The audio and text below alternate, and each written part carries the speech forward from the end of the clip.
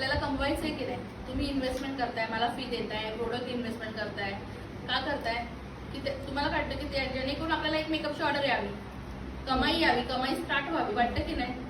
मग ते जेव्हा आपण करतो ठेवायचं आपले प्रोडक्ट सगळ्यात पहिले ओरिजिनल हवेत, हायजीन हवंय, आपलं मन स्वच्छ हवंय. काम करताना समोरचा माणूस आपल्याला 10,000 देतोय तर आपण त्याला 20,000चं काम करून द्यायचं. तर जेणेकरून काय होणार, तुमच्याकडे येणारं क्लायंट माउथ पब्लिसिटी येणार. तुम्ही ऍड करा इंस्टावर किंवा तुम्ही बॅनरबाजी करा, त्याच्याने क्लायंट येत नाही. क्लायंट कशाने येतं, क्लायंट तुमचं काम बघून, आणि ते काम बघून एक स्टुडंट किंवा एक तुमचं क्लायंट ते अजून 10 लोकांना सांगतं, तेव्हा तुमच्याकडे क्लायंट येतं. बरोबर की नाही. मग आपण काय करायचं, आपलं काम बेस्ट करायचं, प्रोडक्ट चांगले वापरायचे आणि जे देणार ते 100% द्यायचं.